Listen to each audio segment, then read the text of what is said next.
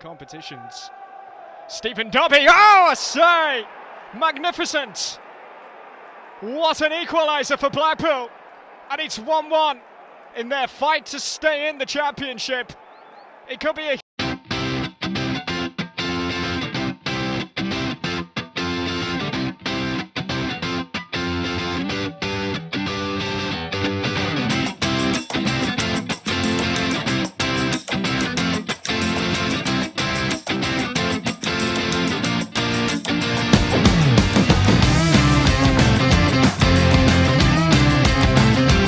channel off the underside. How we all doing? Another top class guest this week again. Another one, man. Honestly, we just keep churning them out, these amazing guests. It's surreal, brilliant, but really appreciate it. And we've got ex-Hibs, Queen of the South legend. He's a Swansea hero. You know, there's quite a number of teams I could name here, Stephen, but you know, we'd be here all day, to be honest. There's quite a few. A lot of teams. But mate, fantastic guest, mate. I really, really appreciate everyone. It's Mr. Stephen Dobbie. How are you getting on, pal? Aye, brilliant. Thanks for the invite, guys. Yeah, all good, all good. No, mate, like I say, pleasure's all ours, man, having you coming on. As you say, you know, it's pre-season and you're doing Blackpool at the moment, that's right, innit? Aye, yeah, first team under Steve Bruce. First team coach under Steve Bruce. I was just saying that to Corey, man. That's some gig. Maybe we'll get there. On this channel, mate, we like to go back to the very start. A youngster growing up in Glasgow and that. Yeah. How soon did you realise that you had a bit of ability and that you were going to go and, you know, hopefully have a career?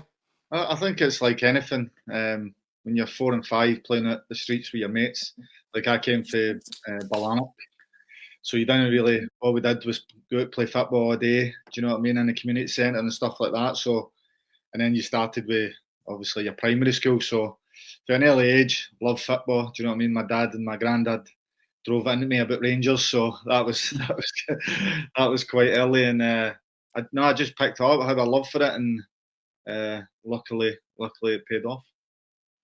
How long was it until Rangers came calling for your youth? I think I went there. I was at Carlton Boys Club to start. That was my first sort of boys club. Great experiences there, doing at the Barras. That's where we used to train. And we used to actually run round the town. I mean, that never happened now. Do you know what I mean? That was our fitness. Run up to the cloak and all the way around the town and on your way back. And there was no coaches with you. Do you know what I mean? You run away from people. And then I went to Hearts for a little bit, and then Rangers came and watched me when I was 12. It was funny. At the same time, there was a Celtic scout at the same game, and obviously they get ushered to your family, didn't you? And obviously my dad was like, "No, Celtic, not Rangers yet." Same game, so that was quite funny. But I ran about 12-year-old, and then I joined Rangers Boys Club as I went into the under 13s at Rangers. What was it like coming? Sorry, on you go. On you go. I was just going to ask, what was it like coming through a club the size of Rangers at such an early age, and especially because you're a supporter? Oh, it was massive for myself. Like, I mean, we never really went abroad and anything like that. So the first time I went abroad was with Rangers to Bermuda. So do you know what I mean? It was like crazy stuff like that you travelled the world, and to then get your like your scholarship, if you want to say apprenticeship, with the team that you're supported all your life was massive. Do you know what I mean? And then luckily got a pro after that, so it was a good, amazing honour. Obviously didn't make an appearance, which would have been good, but at that time the money, as you well know, was with Ronald de Boer and Billy Dodds and Torrey Andre Flo, guys like that. So it was still good to be there, travel the world, had a good grounding and a good base for the start of my career. But I was just saying, you know, they players know that, but then, you know, I still think you should have fancied your chances at that point not to get in. What do you think the reason was? Was just because they were going out signing players for that amount of money and stuff?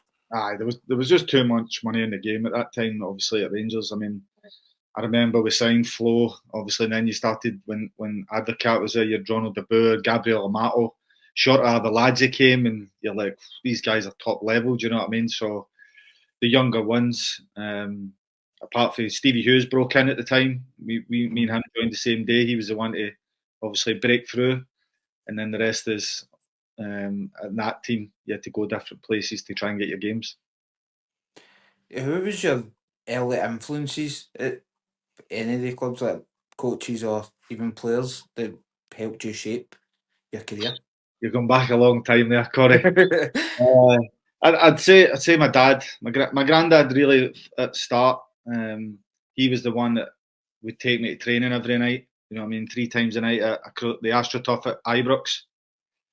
And my dad obviously has travelled up and down the country with me all my career, so he did. But it isn't really until you get into the academy that you start to, because you're training there every day and that's your life, and you're like the grounding of cleaning boots and cleaning the dressing rooms and getting your gear ready. I mean, all that kind of stuff really molds you into the person you're going to be and where you want to go. Do you know what I mean? So to single out any coaches, and can't really remember half their names from 12 and 13, 14. But a great place to learn your trade. And as I said, I was lucky enough to go all the way through to a pro and play reserves. But yeah, I would have loved to have made an appearance. That was the one thing I would have loved to have done in my career. Well, mate, you moved on to Hibs after that. You know, you played some amazing teams there. You know, I could list off the players. You know, Tammy McManus, Derek Riordan, Gary O'Connor. You know, Scott Brown, obviously, Kevin Thompson. I mean, what was it like playing in that team? Brilliant. It was funny. I was playing at Firhill one night with Rangers reserves, and I was sort of on the end of time's going to be up really, and I went and scored 5 against Partick, and Bobby Williamson was there watching. And I think it was about 3 or 4 weeks later, I knocked on Bummer's door to just say, "Listen, it looks as if this isn't going to happen." So he sorted out that I could just leave at the middle of March and let me go on trial. Do you know what I mean? Which was brilliant. Instead of just waiting to the end and then you were put on the heat with everybody else. So that was quite good. I got a phone call. That was the Friday. I got a phone call on the Saturday. Bobby come in to train.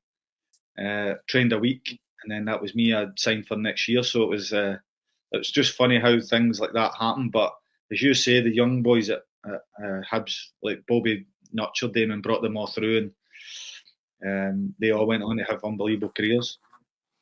Definitely. Have you got any other social media, by the way, apart from LinkedIn? No. See, I stay off so it. do you know? I stick to who I like and who I work with, my pals, and then that's me. I don't really deal with anything else, to be honest.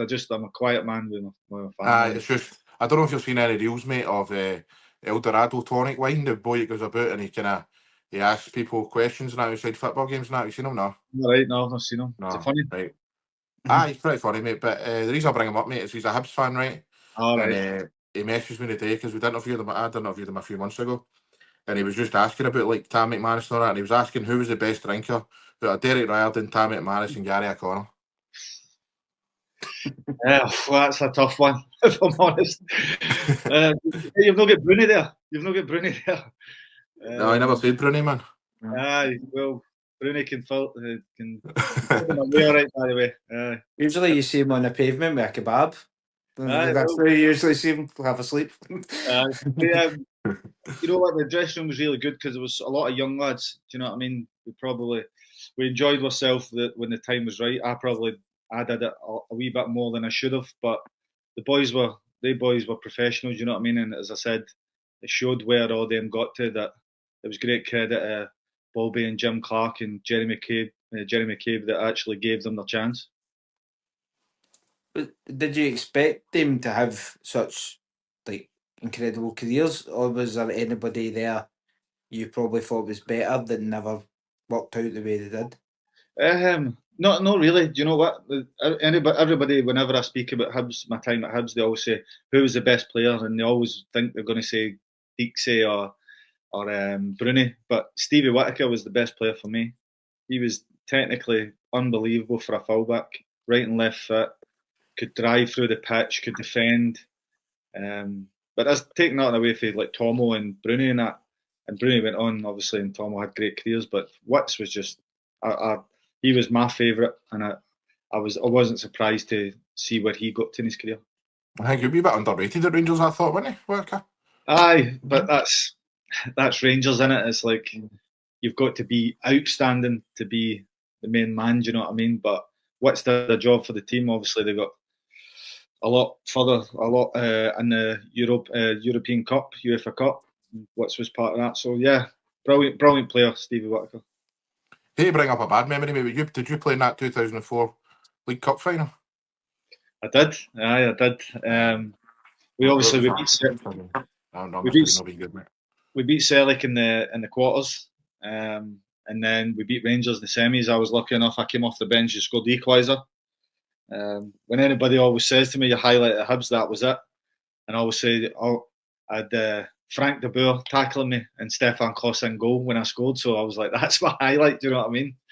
And the younger ones, whenever you tell them, like, who's Frank de Boer? Do you know what I mean? You're like, try to explain to them how good that guy was. But then we went on and obviously got beat off Livingston, so it didn't make a difference that you beat Celtic and Rangers. So yeah, it was a bit of a downer. See, scoring the goal against Rangers, did it feel better? Obviously, they let you go earlier on. It's just kind of show them what you'd missed type of thing, or? No, nothing. I said, you're just out there doing your job. Do you know what I mean? To be fair, after the game, Alex McLeish came in and Jimmy Bell, who I was quite close to, because obviously I was a scholar and I was the boot boy and I helped him with the kit and that. He came in after the game and just was buzzing for me. Obviously, Rangers, they got beat, but just through how much he knew I loved Rangers and being released. So that was a nice touch for Jimmy especially. So after your time at Hibs, mate, you had a loan spell at St Johnstone in that period, and then you ended up going to St Johnstone. How did you find your time at McDermott Park? I enjoyed it. That was probably the part that I started going down a different path. When I signed, it was John Conley. Do you remember John Conley, old manager of Queen of the South and stuff? Yep. So he called me into his office. I chat the door, and he was putting into a cup.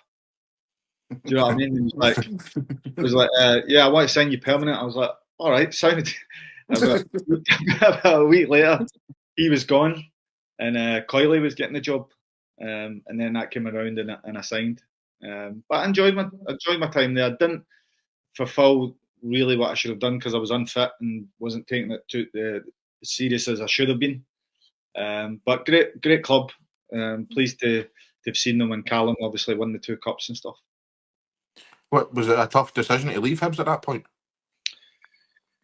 Not really, because to be fair, it was Morga came in, and that summer he stuck with us for quite a while, but I wasn't in the right frame of mind and wasn't taking it as serious as I should have. And I've spoke to Morga after that, and like down later in the years, and the chances he did give me, I just didn't take. So it was more on me than anybody else. After St Johnstone, was it straight to Queen of the South, or was it a loan move in between the Dumbarton? I went on loan to Dumbarton. Jerry McCabe, who was obviously my coach at Hibs, he was at Dumbarton. I just had a hernia operation, and I wasn't going to play, so that was fine. So I went to Dumbarton, and that kind of restarted me, to be honest. When I went there, the boys that were obviously there, they were out working at night time. It kind of gave me a little wake up call. Do you know what I mean? That I could be wasting my talent. So that kind of got me in the gear. I think I scored 12 and 16, something like that. And then Ian McCall came calling at Queen of the South. Your time at Queen of the South is a sort of legend up that neck of the woods, especially the 2008 Scottish Cup run. What memory of that run can you remember the most vividly? Well, another funny story. The weather was terrible leading into the quarter final against Dundee at home. So we had to train indoor, and we were playing little five-a-sides. It came up to me, and I tried to hold off a defender, and my fingers split, and I broke my hand all the way down. Broke in between my 2 fingers all the way down. So I had to go to the hospital, got a cast on it, and the nurse was like, "Yeah, that's you 6 weeks." I was like, "No chance." You know what I mean? We got a chance to win and go to Hampden in the semi-final. So luckily, the doctor at the time, his wife at Queen of the South, she made like a plastic kind of support that went round and held all my fingers together.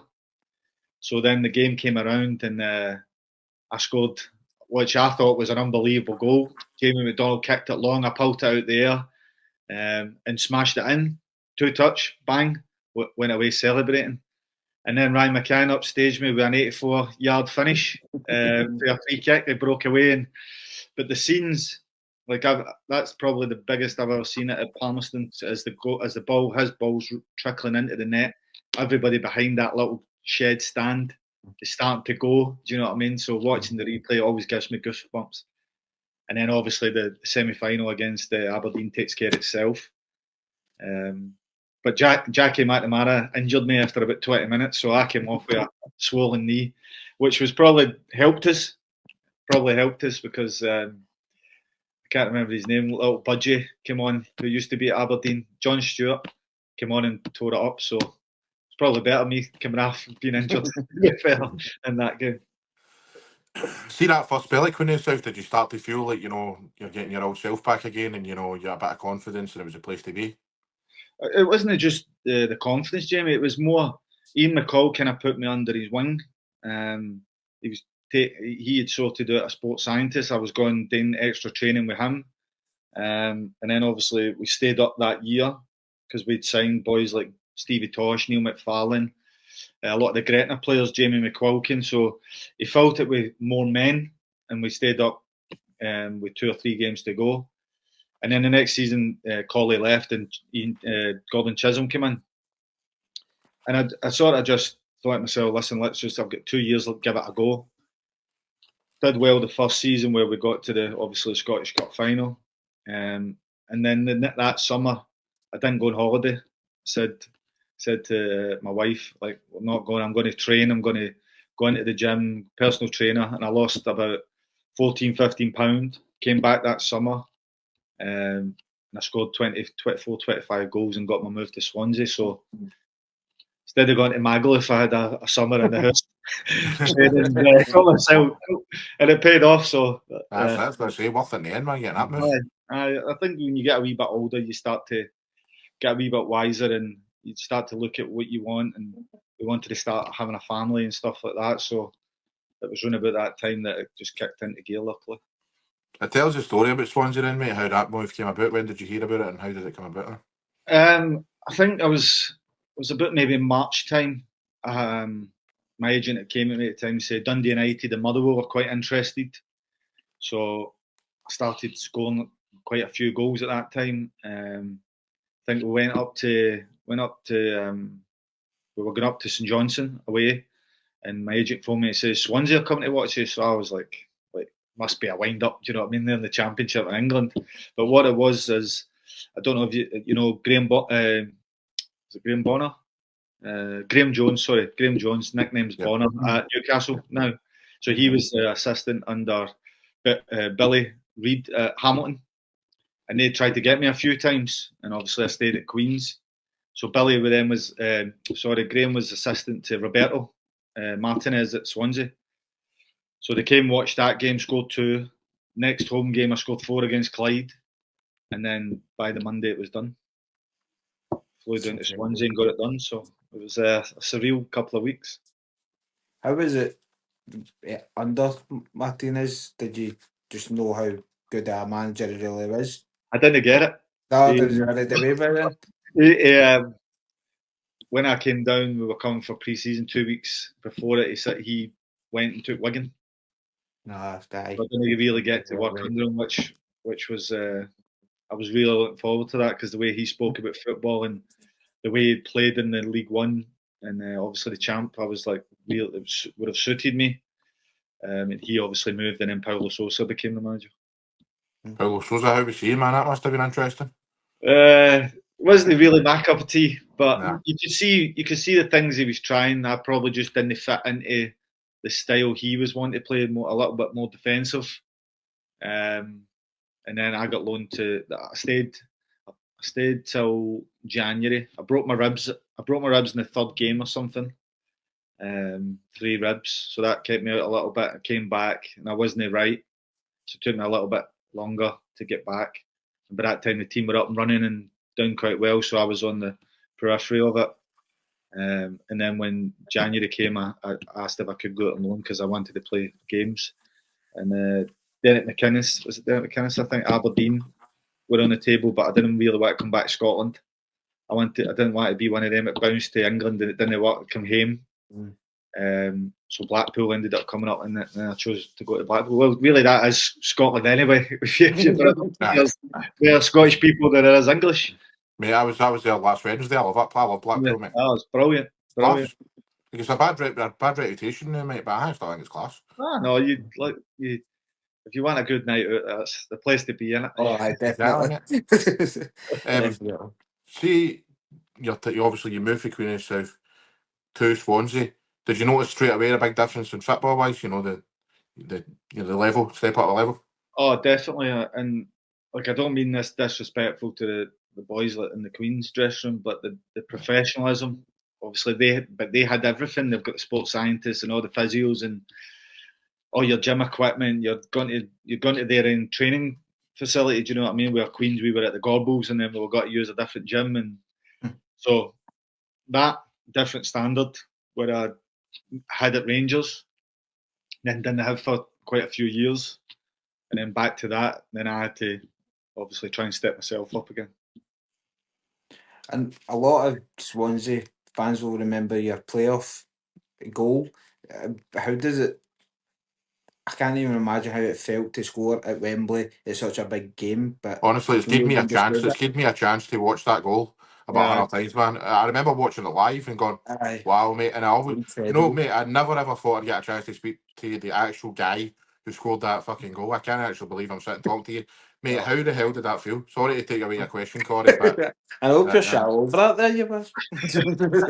But sorry, but even before it though, you put the ball in for Sinclair's goal as well. So mate, that must have been some day, man. Like the Scotty goal. I got it's probably a little bit of luck because it got played into me, and when I'm watching back the game, I can see Brendan pointing, pass it back, but Kishnashvili was right up against me, so I thought I'll just tic-tac it, run him, and see if I can run. But I got a bit lucky. I think it was Andy Hughes. Ian Hart. Was it Ian Hart? Ian Hart. He was slower than me. When I was watching, I was going, "Wow, what a fucking turn of pace that is!" And then it was the slowest race you've ever seen. Just lucky I was much quicker. So I got lucky with that, to be fair, because I thought Kishnashvili was going to smash me. So I just quickly tic-tacked it and put it across the Scottish score. It was amazing, but the goal itself, when everybody always says, like when it comes back to you, you just side fit it as if you were just training. But it was just I always played the game how I would always just train, if that makes sense. And I always practiced a lot, different finishes round about the box, different scenarios if the ball was popping back to me or it's getting rolled so I can whip it or I need to smash it because so I always practice all different things. So when that moment came, I could just try and be calm at it. But 99 times out of 10, you shin that and it goes out of the bar. So but it side-fitted it past the goalie before he even dived. I mean, having your family there to see that going in, it's all the hard work paid off. Do you know what I mean? Even the commentator said that you made it look so easy. That was the thing. It's like that. I think you're doing yourself a bit of a disservice, mate, because as you say, 99 times that goes with the bar, but you did make it look so simple with some finish. But it's new with my coaching. Like I do a lot on not psychology because I'm definitely not one of them, but visualizing how when different scenarios happen in about the box, how can you score? But you don't need to blast the ball. So just use your technique and obviously you're going to miss a lot, but that one time it goes in the biggest game, and everyone goes, "Oh, great finish," but it's practice. That doesn't just happen. Do you know what I mean? It's not just luck. It's actually practicing all the time, repetition. So I'm a big believer through my coaching. I do the same. But I think a lot of football players don't do that. You don't take it that seriously. But it just shows you the professionalism you did have. It is. But as I said, where I came from, being at Dumbarton at one point to being scoring at Wembley and celebrating upstairs with my family after it. With one of my sons was there. He was only 1.5. You kind of write that. Do you know what I mean? That's the things that will always ingrain in your your brain until the day you're not here. So it's practice and hard work. Aye, mate. I'd have a big plaster. You've got a big placate on your wall in the house. You must have, sure. I would. Just everywhere. I've got my final strip all signed with my medal and me wheeling away. Picture of me wheeling away. So is that the same set? Is that the same year the semi-final you scored? And I get was that Nottingham Forest, that? That was Nottingham Forest, yeah, at home. Played a little 1-2 with Nathan Dyer, little Meg on Chambers, and put it in the bottom corner. So it was a good night out after that. Tell you in Swansea, it was a good night out after that. Took a wee bit of deflection, that one you scored right enough, but it's still some goal. No, that was the other one. That was the year before that was for Blackpool, the deflection. I was watching it today, man. It was the deflection. No, the Swansea one. The Swansea, no deflection. No. Arguments on edge. So Blackpool, who was that against? That was against Forest as well. They must have showed two clips then, man, because it showed you that Dyer goal. He wasn't letting you have that was a deflection. Like, no, it's my goal. Man, he knows better than me. Once a striker, always a striker. Any striker, man. No, it's not a deflection. Well, that one against Blackpool, Forest for Blackpool was some goal and all that. That was a bit of luck, to be honest. But that was unbelievable because we were tipped for relegation that season and we won promotion. So to go and beat Forest there and then beat Cardiff at Wembley, I think I got 20 minutes at the end. Charlie Adams scored the free kick in the top corner that day. Brilliant. That was another one, man. See the playing in a playoff final like that. I mean, we all know how much money it's worth and what it can do for the club and all that. Do you feel that pressure, or is it just another game you're trying to focus on? No, I don't think you feel the pressure. Obviously, if you win promotion, like contracts go up and all that kind of stuff. So for your own self, you obviously want to win, but it's just the same as every other game. Like when people always ask me, like, do you get nervous when you're walking out Wembley 90,000? I'm like, no, because it's just another game of football for me. Do you know what I mean? As I said to you, I always trained how I played, and I always played when I was a wee boy the same way because I wasn't really a tackler or anything like that. So whenever I had the ball, then it was the same. But the only one time I ever got nervous was the Swansea final, driving up to Wembley, because we went through a big pack of Swansea fans with their flags and all that, and you seen how it meant to them because they're a wee town. Do you know what I mean? And then when you went back and you won it, and the bus tour was just phenomenal. It made such a difference to people's lives. How was Rodgers as a manager back then? Did you expect him to be like Liverpool manager in the future, like unbeatable, invincible season with Celtic? Did you expect that at your time? That he was going to go bigger things? Aye. Definitely. Brendan, the amount of knowledge Brendan's got about football, you wouldn't even believe. Do you know what I mean? Like, I was a striker and he moved me back to a 10. He was explaining things, positional sense and all that kind of stuff that I wasn't even thinking about. Half of the words he was saying I didn't even know. Do you know what I mean? I'm looking them up the next day. But he's so clever. He can speak Spanish, so the Spanish players we had in the squad, they could then relate to what he wanted in Spanish. So at that time, you're like, this guy's top. Do you know what I mean? Like, aye. And I'm very grateful for him because on my coaching career that I've been doing for the last 9-10 years, he's always there when I need him. So to have him just to text him and go, can I get 10 minutes with you tonight? And he always texts me back, and then I'll have a good chat with him and run through things. So no surprise what he's done in the game. Right. Would you say he's probably the best coach that you've had? Best manager, coach? Yeah. As in a coach, he is definitely the best. Like, I played under. Ian Holloway is the best for different things because for how to make you think you're a better player and just go and attack, go and play. If they score 4, we'll score. If they score 4, we'll score 5.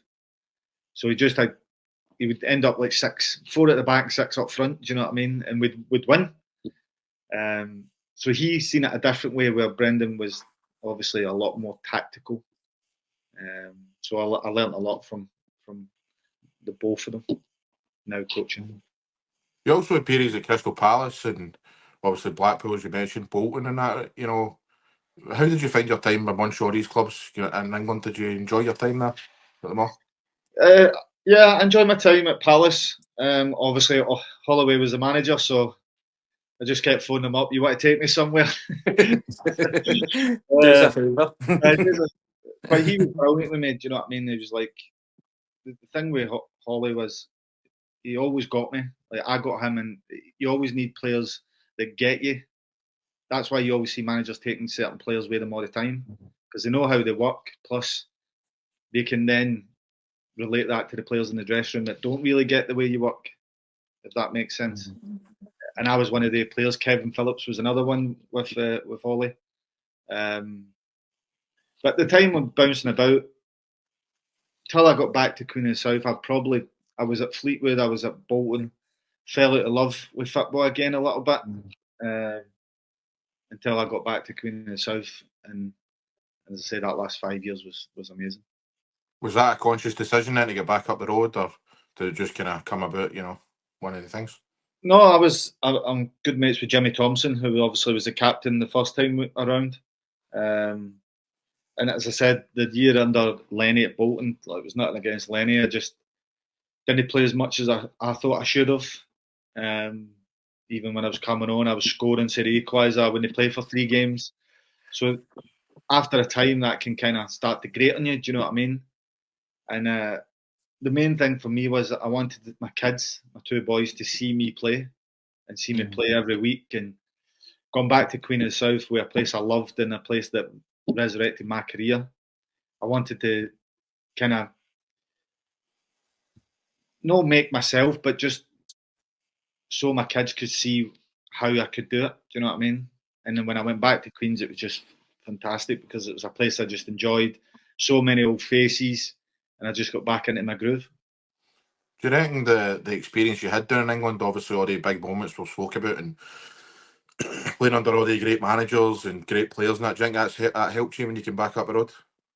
Definitely, I think a lot of people struggle with, like, I don't mean this disrespectful to the Queens players, but when you play at a high level and then you come back to a low level, a lot of people struggle because you're used to how, like, the fastness and the positional sense, the 1-2s and all that kind of stuff. But then when you're going down to that level again, you've got to then adjust. But through my experiences in my career, and I wanted to obviously get into coaching, I started then, right, how can I help these kind of players? So I was taking on sort of a little bit of mentor role, and then Gary made me the captain, which was a great honour. And then that just spiralled with my coaching as well. So helping then the next generation, like Lyndon Dykes, who's went on and done unbelievable in his career. Then that's your next part. I always forget London Dykes played by Queen of the South. See, because their accent is like doesn't suit. It's just some. I can't get it in my head. London Queens didn't he before he went to Livingston. So had a good. I always forget that. But was there any moment, like you were saying, you were falling out of love with football? Was there ever a moment that you were just considering like walking away, or were you always hungry to play and improve yourself even more? Yeah, I think when I say like I fell out of love with football, I didn't mean like I was just sitting about the house. Do you know what I mean? I was like that summer I was going on holiday with the family, and then I trained all the way in the gym. I had my personal trainer that I used before every pre-season, so I worked with him a wee bit longer because obviously I wasn't tied down. So then I was fit when I went to Queen of the South, and I was ready. I think in the second game against Hibs in the Cup, I scored, and then that just snowballed. So it wasn't me saying I fell out of love with it. It was more I needed the right opportunity again to actually get myself going again, and Queens obviously gave me that. One thing I'm interested in, mate, obviously, like I say, we spoke about these big moments, you played for big clubs and that, but how's on the Scotland international cap here? Why was there never a call up there, do you think? A lot of people ask me that. I would have loved to play for Scotland, don't get me wrong, but at the same time, the players in the squad at the time, you've got like Faddy, Kenny Miller, Sean Maloney. You've got top class players that all played in the Premier League and Rangers, Celtic, and all that kind of stuff. So where I would have loved to have played for Scotland, but it wasn't me going, I should be playing for Scotland, if that makes sense, because I'm looking at the guys that are in the squad and going, yeah, they're top class players. Do you know what I mean? You were top class yourself. Exactly. Your goal scoring record proves it. I know, but you're looking at, as I said, Faddy, Kenny Miller, Sean Maloney, Stephen A. Smith. You know what I mean? These guys were playing top level every week. But no, listen, I would have loved to, but it's not something I'm like I regret or I wish I'd done it. Do you know what I mean? It's I would have, as I said when I was at Rangers, that was the main thing. I would have loved to have done that. But then again, it's the players in front of you as well. So I mean, that is just one of the things that does happen. But like, you know, you have mentioned all the players, but you know the amount of friendlies that get played and you know the qualifiers to certain tournaments and that. You think Scotland were diabolical. You think they would you know try to test other players and you know give yourself a shot, but. I'll give Craig Laffine a phone and see what he says. I asked him, man. Well, I'll tell you the answer to that. I didn't like strikers, mate. I don't like strikers. What did we play? A 4-6? Was that 4-6? Still got beat.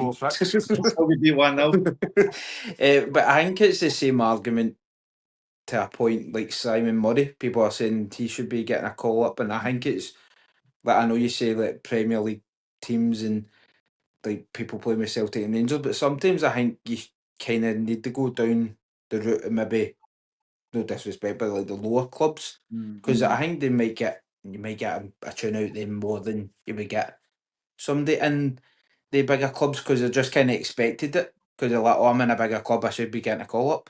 I agree with that. I mean, think about it though, but like the amount of managers that Scotland have picked over the years, that players that Scotland managers have picked over the years, because they play in a certain league, in my opinion. A lot of them are just picked because they don't do anything, hardly play for the clubs. But yet a guy who's scoring like 30, 40 odd goals like you were scoring in the Championship gets overlooked because of the league they're in. I also think like managers don't get the time they should these days. So if they do go down that route and it doesn't work, then it could be, or that's why it didn't work, instead of picking the players that are playing in the highest level and going, it didn't work right. They were the best players to my disposal. But if you pick the lower ones and it doesn't work, then there's always an argument. Why did you just pick the better players, the higher profile players? So I can see different sides. So it's, obviously it's the manager. What do you go, sorry? No, just saying I was the manager at the time. Do you know what I mean? So I'll text Craig Laffine and see what he says. Well, we bet he votes, man. That would have been a good one because he's picked everybody. Kevin Kyle before you. That's scandalous. He brought a different side of the game, didn't he? That Faroe Islands game, I don't think so. But back to Queens, you went back and you had an unbelievable season, 2018-2019. Was that you at your peak levels, scoring the 43 goals? It was one of them where, as I said, I look back on what I did before I left Queens in that summer. I think I'd scored like 24 and 23 the 2 seasons, but then that season, as I said, I wanted to try and, it's a weird one to say, but I wanted to try and get as many goals as I could because I was coming near the end. Do you know what I mean? So I trained all summer. I think we went to Mallorca with the family, trained all the way through it, running up Mallorca roads and hills and all that. I was training twice and 3 times a day. And then when I came back, it just kicked off. I think I had 7 or 8 in the Premier Cup, as it's called. Before I knew it, I was on like 25 goals before the end of October, something like that. So it was, the work had paid off. Not that I hadn't worked before in other times, but something just clicked with Lyndon Dykes up beside me and Gary Harkins, Andy Stirling on the other side that were doing all the running for me. And I was, luckily everything I was hitting was going in. No many deflections though. A lot of check the highlights. And for some reason it just kept going and kept rolling, and then a hat-trick at home to Dundee and hat-trick at Falkirk, 4 against Ayr, and it was just like things were just coming after me. Do you know what I mean? But to break the all-time goal scoring record for Queens in the one season is something that I hope somebody does break it sometime. But No, you don't. No, you hopefully don't. hopefully I'm long gone by that I'm time. not having that, man. Remember Ali McCoy saying that he hopes like somebody breaks his record? Like, no, he doesn't. Right. No, it's, you're- like I always wanted to do well, didn't I? So I know, mate, but come on. the funny thing was, I think I was on 40. I got 43. I was on 40, and Alan Johnson came in as the manager with 2 playoff games, and Sandy Clark came in. So his boy Nicky was on 41. He was one of the record holders. So we went to, I want to say Forfar, I think. And I was on the bench, didn't get on. So I got back on the bus and I'm like, because I had a hamstring problem. I'm on the back of the bus going, he's not putting me on because he doesn't want me to break Nicky's record. Do you know what I mean? Just a sheer huff. I was 36 years old. Luckily, in the next game at home, I scored the hat-trick in the first half, and then that was it done. So, and as I said, the kids were there watching it. They had made posters and all that kind of stuff. So things like that was nothing could take it away from it. That record never does get beat, man. It's going to be a long, long time. But you're obviously very held in. What am I trying to say here? Held in very high regard still, because I shared that you're coming on to a few Queen of the South pages, mate, and it was just hero, legend, you know. So, aye, mate, you're well thought of there. No, definitely. I loved my time at Queen of the South. As much as I can get up to any of the games, obviously with my coaching as well now, it limits that. But hopefully to do well this season. Is it right that you've got a statue outside of the stadium in your honour? How does that feel? There must be a bit surreal. Yeah, I think it was a Sunday. It was a Sunday afternoon, and the chairman phoned me. I was sitting with the family, and he explained what he wanted to do. He wanted to put, as he used it, 3 legends outside the stadium to on the statue. So obviously it was unbelievable. Like, very rarely you get a statue like that when you're still my age. Do you know what I mean? Let alone when you get to see it. It's normally people that passed away and that kind of stuff. So to have that day for the unveiling with my mum and dad and the kids, was the photos and all that kind of stuff. I'll never forget it. That's up there. Yeah. That's how you don't want somebody to break that record, mate, because that statue will get knocked down and get replaced. Well, it's made of wood, so they'll probably just burn it and put somebody else up. Wait till November, so that's all right. We're good.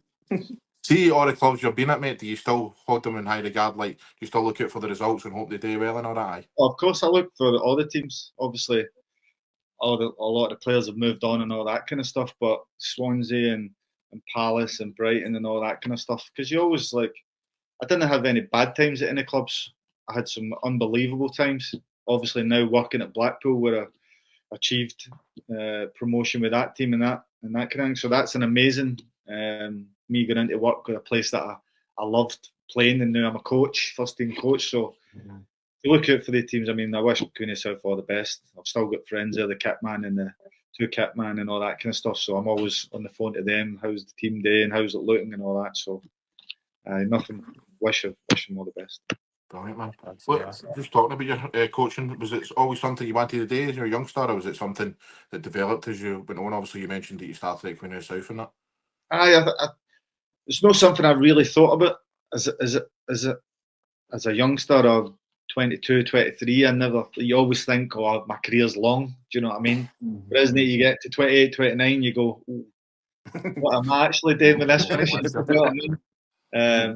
But I was at Fleetwood, and David Healy, you know, the Preston Rangers ex-forward Northern Irish, he was the strikers coach.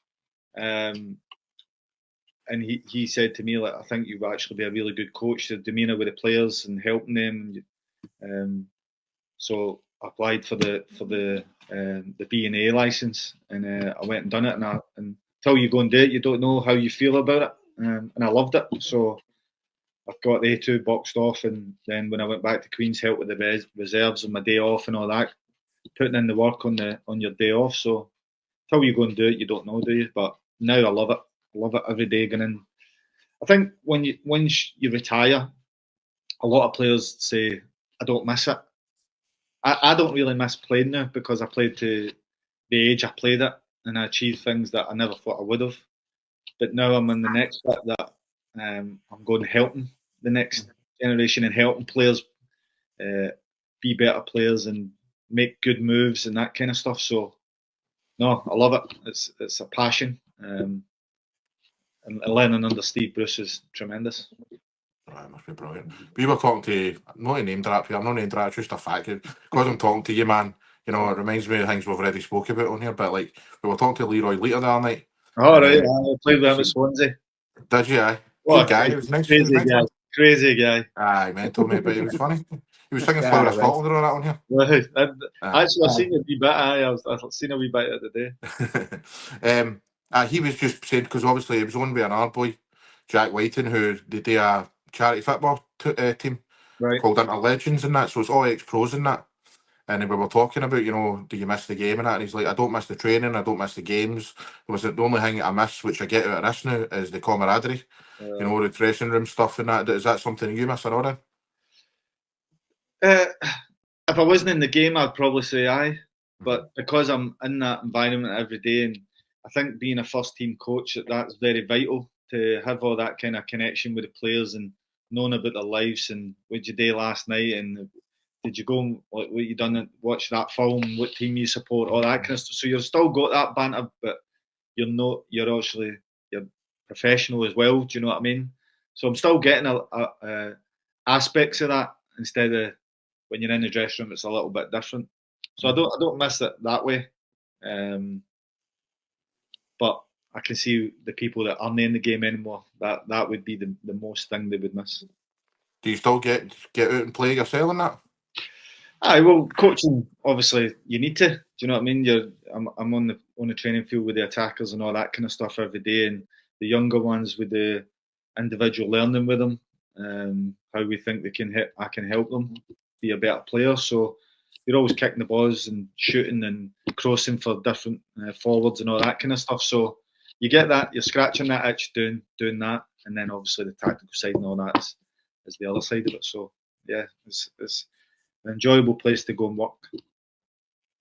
Do you think the way your career went helps you coach differently to the young players? Like you've went low league in Scotland, you were the peak of the Championship playoff final. Do you think that helps because you've got a wide range to kind of coach them? I think so. I think you draw on your own experiences, really, don't you, over life. Because say we've got a 20-year-old, 21-year-old, you've been there yourself. You've felt how they've felt when maybe they've had a setback, and I think a lot now goes into individual learning. And as I said to you, not about psychology, but coaches think about the person, the player now, but the person as well. So then your one-to-one meetings with them, you're thinking about different ways you can help them, not just on the pitch, but off the field as well.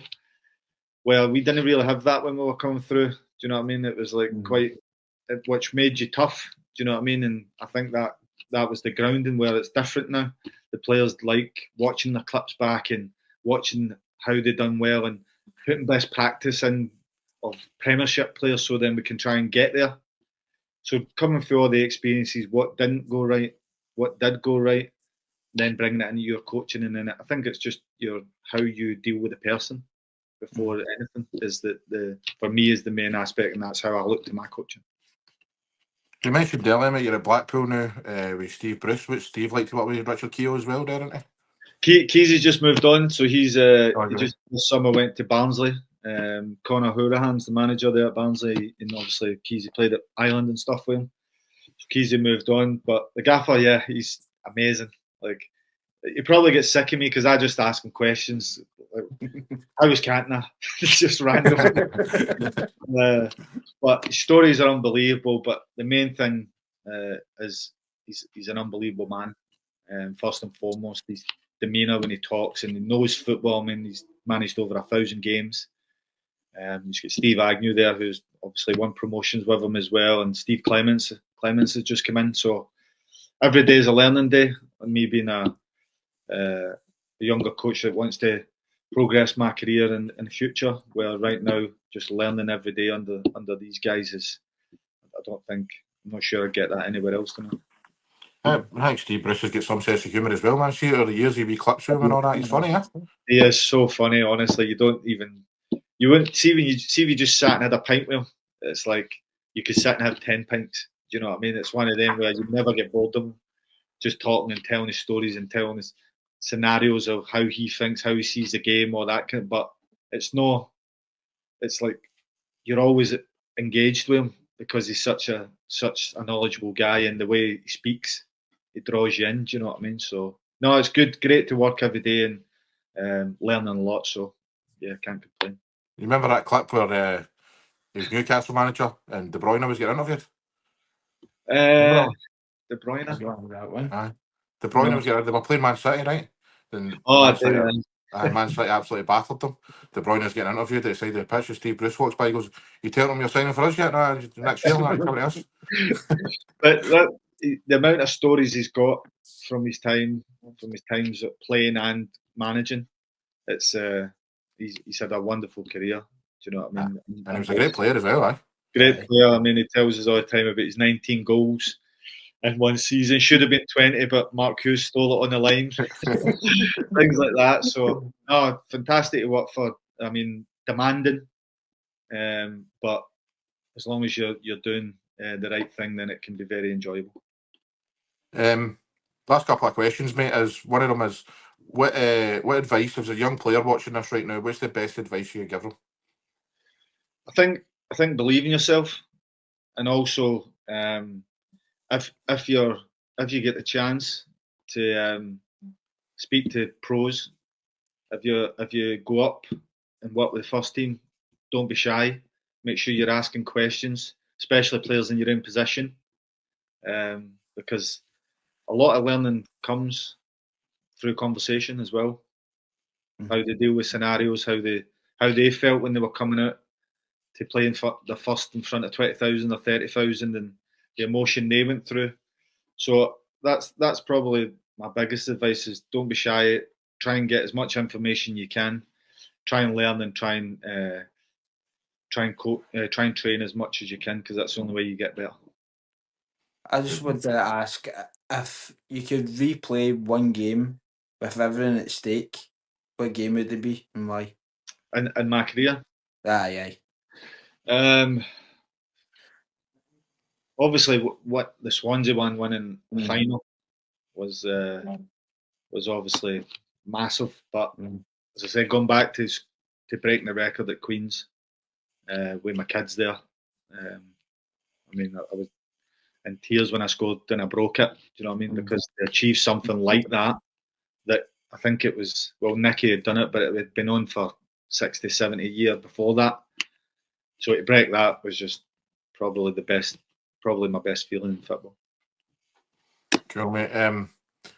We did this at the end of a couple of ones, mate. You know, we interviews with ex-players and that. I don't know if you've seen it, and you probably already know the answer to these, because if it was me, like I say, I'd be on transfer market and I'd be wanting to know all my stats and that. So the question is, mate, who's the 3 players you played alongside the most? What, the best? No, the 3. Who's the players you played alongside the most appearances with? Oh. You don't know that, man? I can't believe that players don't do that. I really can't. So, if you look at my Wikipedia, I had a lot of clubs. Aye, true. I know, but I think I would still know it. But like, I played the most games at Queen's, so it's got to be something like Jimmy Thompson. It's got to be one of them. Jimmy Thompson? No, mate, he's way down the list. Is he? Corey, he wasn't that bad a player that you've got to choke. I know. 10th he was. 10th? 73 games with him. The one you played with the most was 119 games. 119 games? So that must have been in my second spell then. That was, aye.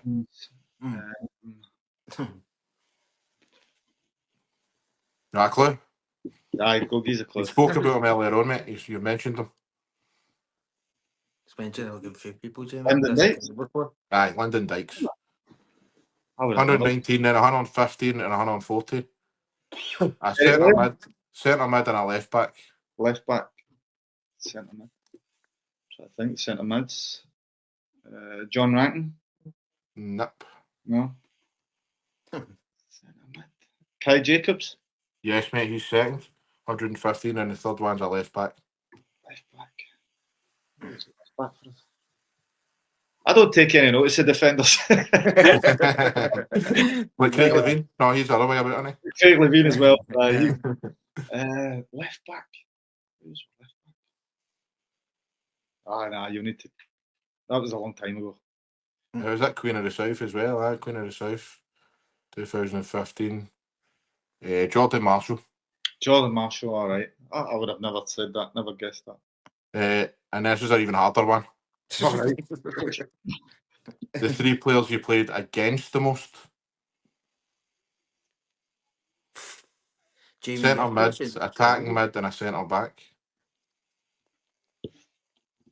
He wanted a light-hearted chat about his career. Oh, now you're He getting won't all the want me brain to answer tough teasers. questions. Was Aaron Muirhead one of them? Aaron Muirhead. No, mate, he's No. nowhere. Nah. Oh no, sorry, he's fourth. So actually, sorry. Oh, I see it there. He's fourth. That's close enough. That'll do. That'll do. Right, first one was Jim McAllister. You played against him 17 times. For Morton.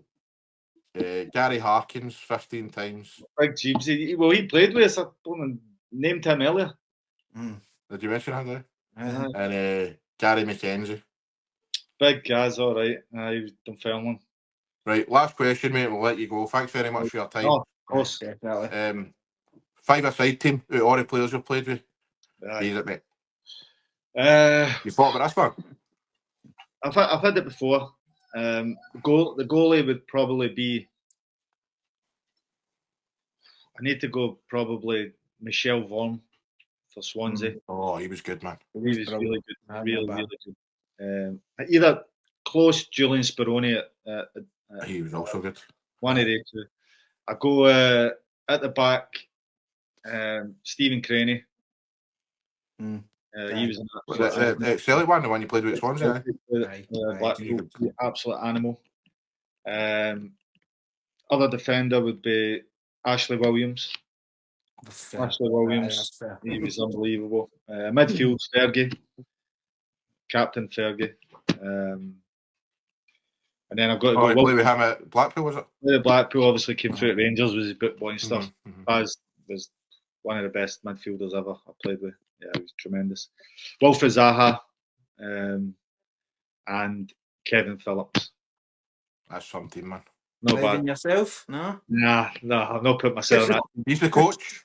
He's a coach. I'll fair put it enough. in the- In fact, sorry, mate, it's not the last question. The last question is, do you want to be a manager?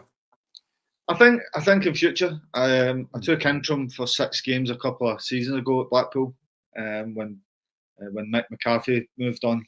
I got that opportunity. So you get a feel for it and really enjoyed it. I think in the future, that's what I'm working towards.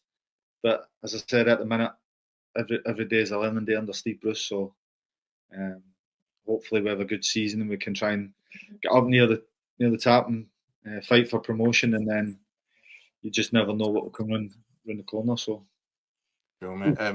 we'll see. When we get invited down to Blackpool, mate, to get on that pleasure beach and that. Anytime. Well, we're sponsored by the Pleasure Beach, so Aye. Even better. Well, I actually prefer. I'm not gonna lie. I actually prefer the Central Pier. like Feels better. the Waynes are in school on a Wednesday, and I'm on the Big Dipper. Brilliant, mate. Stephen, thanks very much for your time, mate. You are literally a legend. Another one we've had on, mate. So it's been a pleasure talking to you, hearing all about your career. Thanks very much, mate, and all the best for the future. Enjoyed it. Stephen. Thanks very All much. the best. Thank Thanks you, for mate. the invite. Cheers, everybody. Thank you.